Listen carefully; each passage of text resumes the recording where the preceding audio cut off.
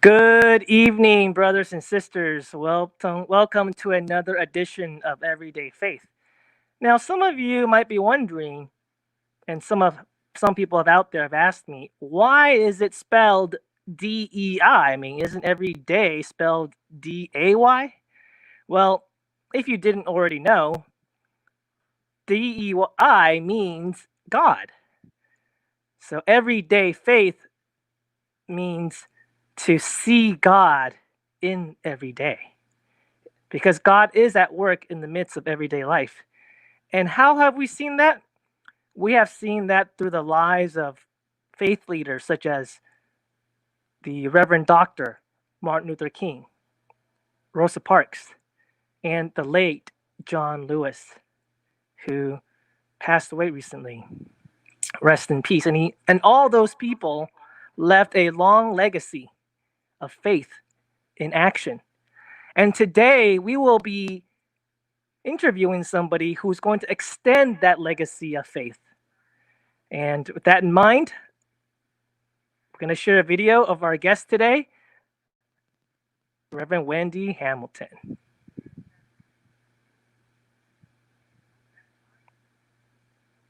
You got to click share audio too. You forgot to click share audio.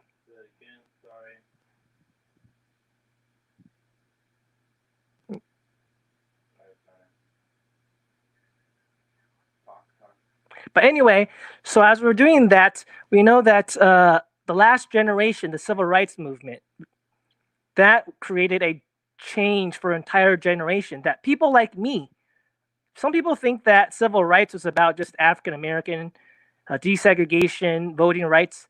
It actually extended far beyond that to the Immigration Act of 1965. And that's the reason why many people, Asian Americans especially like me, can stand here today, can sit here today, can have this streamcast today, because in 1965, that act allowed people like me to get here.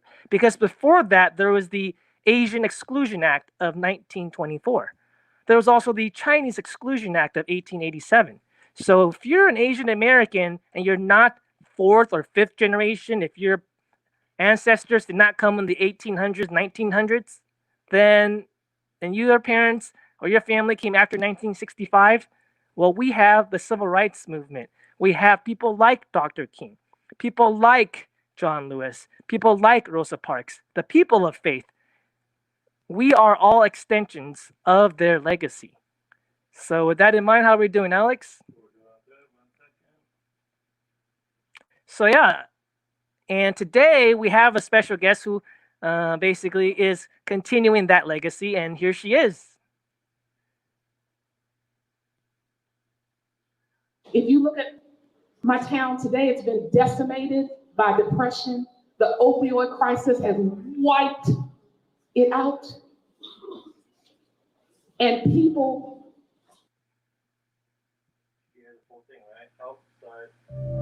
Play the whole thing. What happened? If you look at my town today, it's been decimated by depression. The opioid crisis has wiped it out. And people are in deep trouble.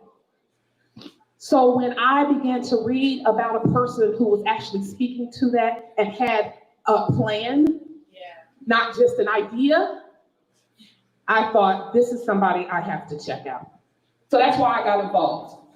Because I believe Andrew gets it. Not just in offering lofty words or rhetoric, but rather by having a track record, or like we say today, receipts. He's got receipts. A track record and a plan to help people, making it the central part of his message and platform.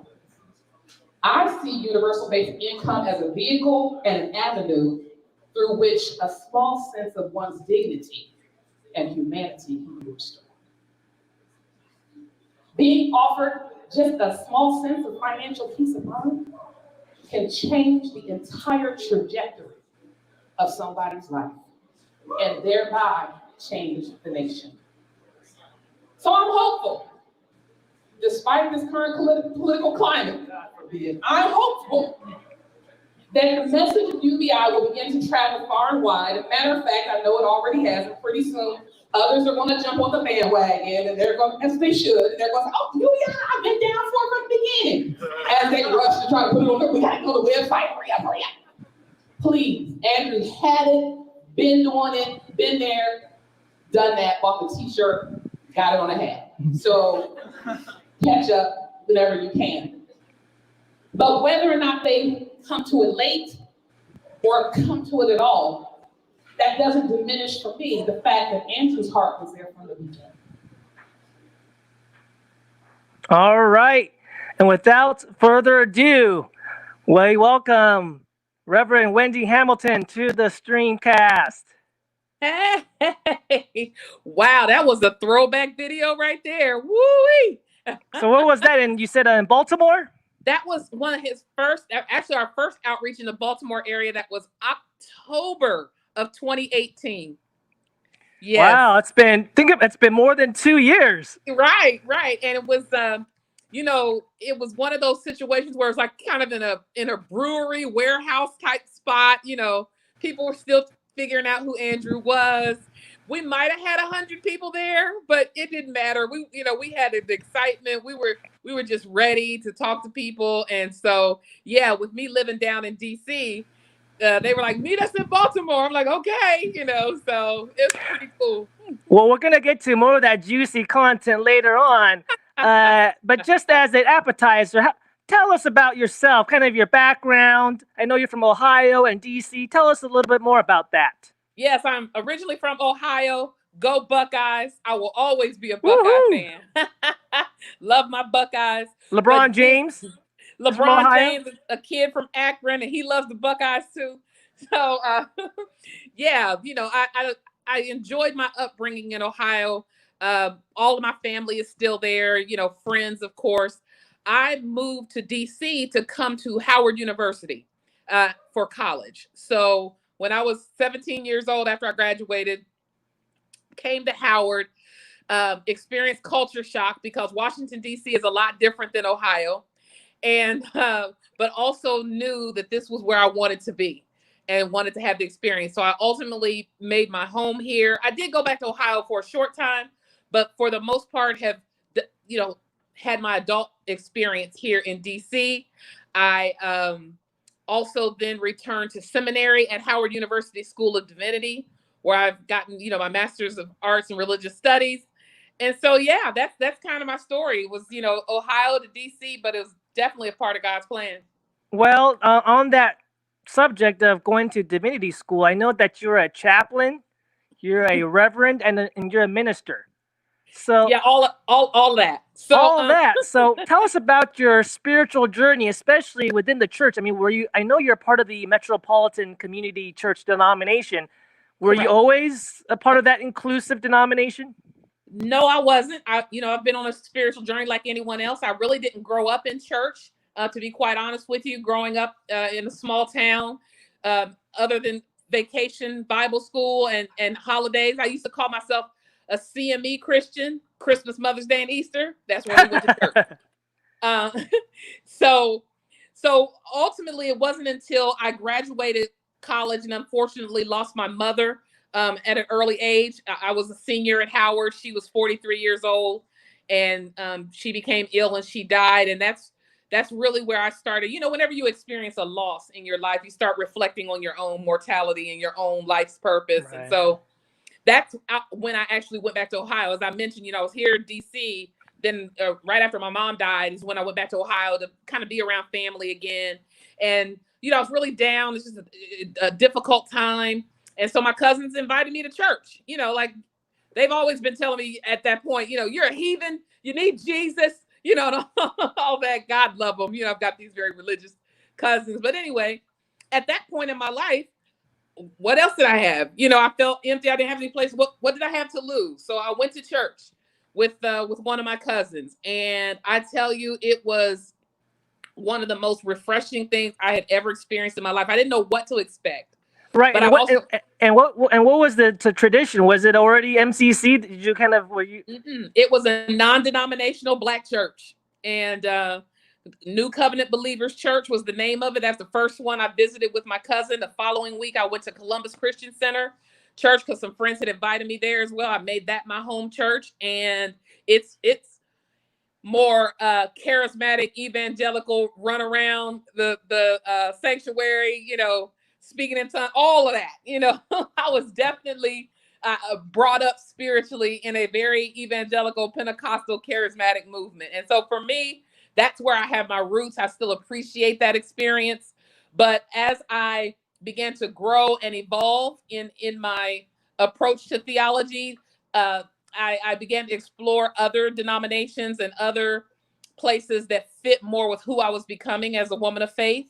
And after my experience in divinity school, and it sort of broadened my ideas around God and faith, and then I started seeking out a denomination that fit more with who I am today and who I have become, particularly from an inclusive standpoint. I'm a very strong LGBTQ ally, and always have been.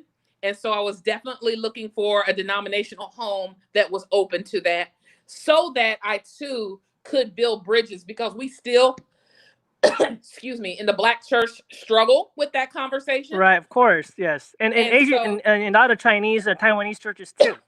Right. So I felt like in many ways, because I was serving in that role anyway, when I was in traditional churches, for whatever reason, those who were hiding or didn't feel comfortable enough to come out in the church community felt comfortable around me and coming out and sharing, their humanity with me. And I always affirmed them in that. So it made sense to me to begin, as I began to pursue ministry, which I didn't go into it thinking I was called. I had friends and spiritual mentors. I actually went to work on Capitol Hill for a little while, and I would attend the Bible study there, which is still going on today. On the House side, they have a Bible study, and on the Senate side, I was working on the Senate side. And Chaplain Barry Black, who's currently the chaplain of the Senate, he is one of my mentors, and he and I would talk. I'd come to his Bible study every Friday, and he was the one who actually encouraged me to explore the possibility of a call on my life. He actually wrote a recommendation for me to go to seminary. So I always will appreciate him for that. And that experience at divinity school, and then searching through a couple of different denominations, ultimately led me to MCC, where I was ordained 2 years ago and recently pastored a small church here outside DC. Well, I wish I had a mentor that was the chaplain of the Senate. That's my guy.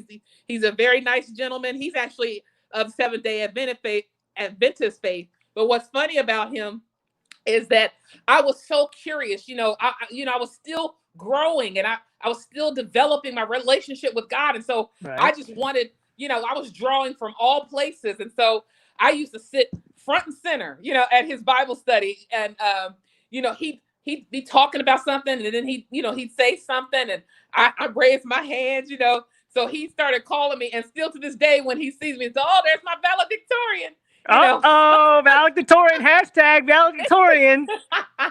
There's my valedictorian, because that sometimes, because I really genuinely wanted to know, some people were just kind of going, not that it's a bad thing. Some people were just going because, it's nice. We'll go hear, Chaplain Black say a couple of things, make us feel good, get us through the day. Because it was on lunch break. It's always like noon to 12 to 1. But I'm in there like, okay, so when you say Jesus went this, what do you mean exactly? So yeah, he'd be like, do you want to come up and teach or I was like, no, I'm sorry. Well, that's interesting because what I hear you saying is that God kind of took you on this journey. Absolutely. Where in a sense, our end is God's beginning, right? Mm-hmm, mm-hmm. And you're looking for a home that embraced people of all backgrounds, especially LGBT plus, because we know that's a very important topic near and dear to my heart, because a number of my friends, they felt completely excluded, excommunicated, kicked out of homes, and the result of that, unfortunately, is high rates of depression, high rates of suicide, and all these other mental health issues. Yeah, and I think it breaks my heart. And it breaks God, and it breaks my heart, and I know it breaks God's heart. Well, I don't know the God who kicks out anybody of their home, out of their church, out of their fellowship because of the way that he created them. I don't know that God. So, I get that people, man wants to make God in his image, but that's the opposite of what we're supposed to be doing.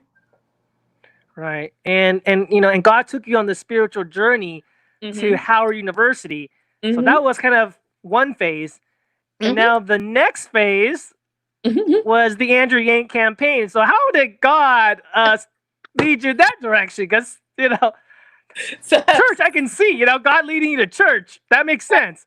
Right. How did you go from church to politics? See, what had happened was, living in the Washington, D.C. area, you cannot not be involved in politics. You're surrounded by it no matter where you go. So you got to be up on current events, because I don't care if you're at the CVS, pharmacy in line.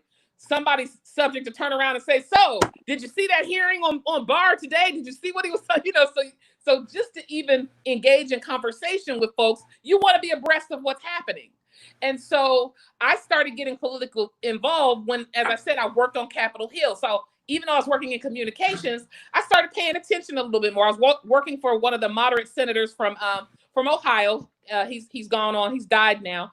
But yeah, politics has always been around me. It's always been something that I've had an interest in. And then as I began to evolve in my theology and embrace more of the social justice aspect of Jesus' ministry, I was like, oh, well, this makes total sense.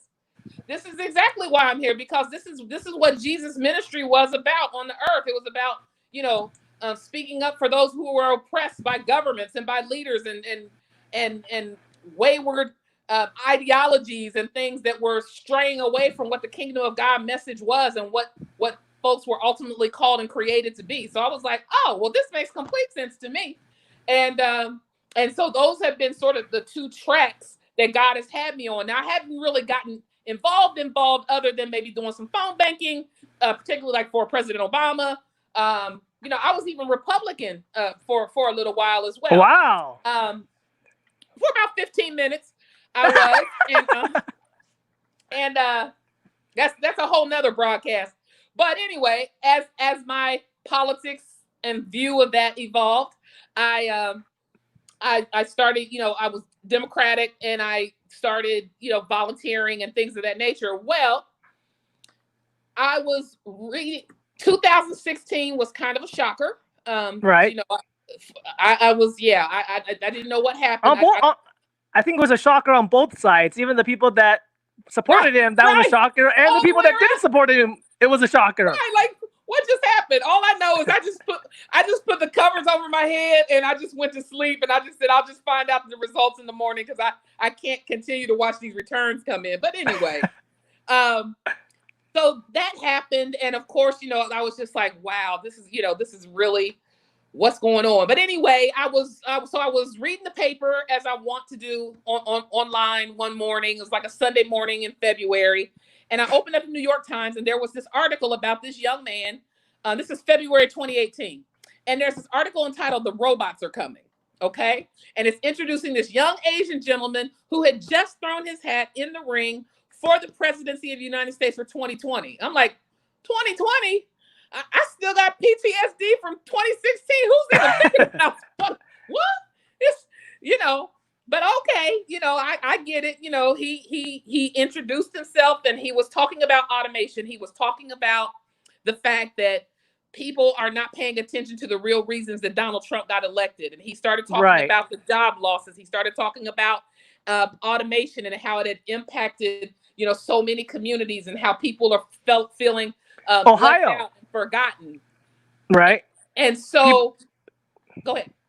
No, I said, and for example, the people in Ohio, right? That's where automation. I was going. Yeah, that's where I was going. So with automation, it made me think about my own family. And my grandmother, my grandfather, who worked in the shoe factory, who worked in, at the steel mills there in Ohio, that kept our towns going. And back in the late 70s, early 80s, if you were making $18, $20 an hour, at the steel mill, that's a pretty decent living, and right. you can, that's working class, middle class, you could afford to do some things. But when those jobs got automated away, when they got sent, or sent overseas, there was nothing there to replace them. So a lot of people fell by the wayside because these folks were not trying to go now and learn coding. The only jobs that came in to replace them were like retail jobs. But if I've already got a family, if I've already got a mortgage, if I've already got, financial responsibilities, a minimum wage job is not going to meet or replace that. No, you're gonna need four of those. Maybe you need 4 or 5 minimum wage jobs. Right. So what you found was people either packing up and moving away, or resorting and falling into depressions and turning to alcohol and opioids. And that's what I was talking about in that video at the top of the program, was how I watched opioids come into my small town in Ohio and wipe it out, and just the joy and the economy tanked because nobody had money. And so Andrew in this article is talking about, we got to give people some money. Forget about all these rhetorical ideas. Oh yeah, I mean, $15 an hour sounds nice, and federal jobs or whatever your plan is to address this, but that stuff is kind of far off. People need something tangible right now. Right. And they need something in their hand. And he was the first politician, even though he wasn't a politician, who was talking about a tangible solution. Because all I could think was, in the despair that my grandparents fell into, would they have felt a little bit more certain about the possibility of moving on to something else if they knew they had $1,000 a month guaranteed that was going to be coming in until they could figure out what they were going to do. Right. And so I was like, oh my gosh, he's talking about something that would right now make a difference in people's lives. You've got people who don't know what they're going to do. They don't know from one day to the next. They'd love to get a job, but they don't have gas money to put in their car to get them to where they need to be. So this guy starts talking about, I'm like, who is this dude? Because then he's talking about, to me, there's spiritual connotations, because he's talking about, we got to look out for the poor. We got to look out for those who are forgotten, whose humanity has been diminished in some way, and they don't have any self-worth. And so they're turning to self-destruction. And we need to affirm their humanity. And so I'm going to put forward a humanity first message. I was like, this dude is preaching and he ain't even got a church. Who is this dude? And so I was like, I don't know who he is, but I'm with him. I don't know. Because I've not ever necessarily been one to be moved that I have to support the popular candidate. Right. Because, Kamala Harris, right. It's like, black woman. Why aren't you supporting Kamala Harris? Exactly. Then I was like, because, God love her and I wish her well. She even went to Howard right before I did. So she's a fellow Howard University alum. But I moved by connection and vision and ideas. And Andrew's idea spoke to me. It spoke to me on a spiritual level, because I felt like, again, he was, without using scripture and things like that, he was still preaching a message of inclusivity and a message of love and compassion. And I felt like that was something that I could translate into faith communities. And so I wrote them that day. They had an email at the bottom of the article, and I said, hi, I'm Reverend Wendy Hamilton. I'm here in DC. I don't know who you are, but I want to support you. I think you're great. You're on something. And I sent the email. I said, I'd love to volunteer. If you come to DC, I'd like to host something. And I did that. And they wrote back and they were like, oh, thank you so much. We are planning to come, to DC at some point. Would love to meet you. And then Andrew wrote back. And I said, whoa. Is this the candidate, or is this like somebody writing in his voice, right? Right. But sure enough, it turned out it was him, and he was like, thank you so much. I really appreciate it. We will be in DC. We'll definitely reach out. He's like, you sound like you get it. And I was like, I got it. And that's how we started. He came to DC about 4 months later, and there were about a group of 6 of us that met up with him downtown on Capitol Hill. And I've been with him ever since, and I'm not going anywhere until he makes me go away. I'm not. So, well, I think, and a friend of mine said this, is that it feels like God's love is embedded in universal basic income, because it's saying that everybody is loved, everybody is worthy, everybody is valuable, and everybody has economic value, regardless of your economic output, right? Right. Nobody is more valuable than anyone else, and everyone deserves to have an opportunity to thrive in whatever that thriving looks like for them. And, the UBI, the idea of universal basic income is not Andrew's alone. He just brought it to the mainstream and popularized. But this message has been since, Thomas Paine and other economists. But of course, Martin Luther King was, calling for it the night before he was assassinated. So, oftentimes when we talk about Martin Luther King's dream, when we're talking about, judging people by the content of the character, not the color of their skin, and that's all well and fine, but that's not all he was talking about. If you look at his book Chaos or Community, and you look at the night before he was assassinated, he was talking about organizing a poor people's march so that we could go to Washington and demand that they give a guaranteed annual income to every American in our country in order for them to be able to thrive and survive. Well, and I think this message is especially pertinent now in the age of COVID-19, because we got people like Ivanka saying that, well, as we know, all these 50 million Americans almost have filed for unemployment. Many of the jobs are not coming back. Many of the jobs will not come back for a long time. Right. And everybody has to transition. And we have people like Ivanka Trump saying, go find something new. But again, how are you going to find something new if you don't have the resources to do so? Well, that's kind of one of the things that if I were to say that anything that grieves me the most is the misunderstanding around UBI that some people hold. What I really like about Andrew just sort of carried the torch and moved it forward, and it's mainstream now, like you said, in light of COVID.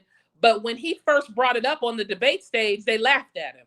I mean, they literally laughed at him when he, made the offer that he was going to give $1,000 a month to 10 families, go to the website. So, some of his candidates to the right and the left just thought he was just trying to do something to get noticed, and that was not the case. They laughed. Well, who's laughing now? Nobody's laughing now. His phone is blowing up, and now they're all coming up with their own versions. Now they're saying, he might have been onto something. And I can't remember that Gandhi saying about, first they laugh at you, then they fight you, they ignore you, they fight you, they laugh at you, and then you win. Yes. We're winning. We're winning because now everybody, Andrew was talking about UBI being necessary as automation increased. We were not anticipating that COVID-19 was going to come in and knock out these jobs as quickly as it did. And so the whole notion that an idea of the stimulus payment this first round started at the $1,000 a month amount is due to Andrew Yang. Right. If they went, I'm not saying they wouldn't have come up with some kind of stimulus to give to folks, as a result of COVID-19, but the fact that they started at $1,000 a month, I contribute to Andrew Yang mainstreaming the conversation around UBI, and now it's here to stay. It's just a matter of time. Right. And on the connection between church and politics, from what I understand, it was because of a girl that Andrew Yang started to attend church. Is that correct? Yeah, that's so funny. So he was talking about that so we got an opportunity. So I went on, I should say, in the campaign to volunteer and to help, but ultimately joined the staff and became his director of spiritual and cultural outreach. Okay. So my job became going into faith communities and talking to faith leaders about the spiritual aspects of Andrew's message, but also it was in a way to help Andrew write and talk about his faith experience, his faith journey. And so one of the highlights of the campaign for me was the opportunity that I had to facilitate a faith town hall, an interfaith town hall in Iowa, where we spent time, because Andrew, I wanted him to be on the record talking about his own faith. And it was during that, and he had shared it with me before, that he actually, was dating a young lady. This is before Evelyn, who's lovely, and I love her, and she's a wonderful, deeply Christian woman. That he was meeting this girl, and this girl basically said, well, if you want to date me, you got to come to church with me. And he's like, oh, okay. And he said that, and I said to him, I said, yeah, because guys never go to church to pick up women, But yeah, he talked about that in the Faith Town Hall, that's ultimately, was his motivation for going at some point. But then after that, certainly in meeting Evelyn, he was, somebody who had become interested in the teachings of Jesus, interested in just faith in general, and kind of started his own journey. And so, yeah, that's what we talk about in that Interfaith Town Hall. And, we spent quite a bit of time getting to know a little bit about, where Andrews is on his faith journey and kind of how he views it in the context of his campaign. Right, and if for those who want to know more about Andrew Yang, where some people have questions about where he is in his faith, right. And I think we want him to speak for himself. And you can YouTube, all right, pull up that hashtag there. You can YouTube the Andrew Yang Interfaith Town Hall. Right. Okay, there we go. Andrew Yang Interfaith Town Hall, and his journey is right there. So if you're really interested in learning more, I think I encourage you to take that, because one of the things I don't do is everybody's faith journey is personal to them, and so I would never want to be one to try to put any words in Andrew's mouth. And that was really the whole reason we did that Faith Town Hall, so that he could go on record in his own voice. So anytime people would ask me questions about, so where's Andrew stand on this and where's Andrew stand on that, I'd always point them and direct them, because we tried to cover those things in that particular town hall. And it's better if he talks about his own personal faith journey in his own voice. Right. And what are some pieces of spiritual wisdom that you would like to dispense from the journey on the campaign, and just as a minister, but connected to politics and all these things? Well, I think the biggest thing that I learned was, how to remain in awe and remain amazed at what God can do. So many times when you start talking about politics and faith together, people are like, oh no, church and state, why are we even talking about that? Separation of church and state. Separation. Right, those two need to be separate, and I get it, but at the same time, the two don't have to be mutually exclusive. And I can't tell you how many moves of God we saw and experienced on that campaign in relation to, for the most part, the message that Andrew was promoting about humanity first and about people having worth and value.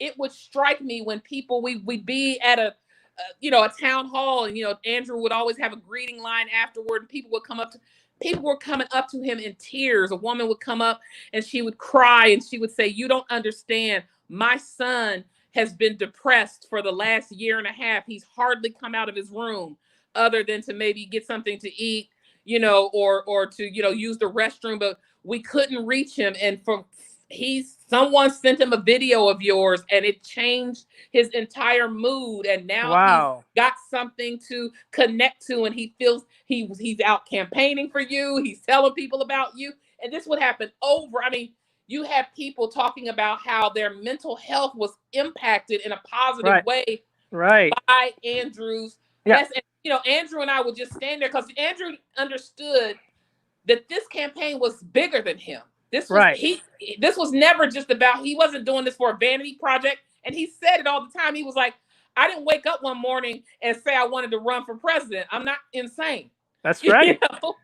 But in many ways, he felt it was a call, that and he answered the call. And when you do that, there's a weight, there's an anointing, there's a responsibility that is given unto you when you are a willing spirit. And he was a willing spirit. And so a lot of people projected much of their desire to be connected to something bigger than themselves to Andrew and to this campaign. Right. And that's the power of a positive message and the power of a positive vision.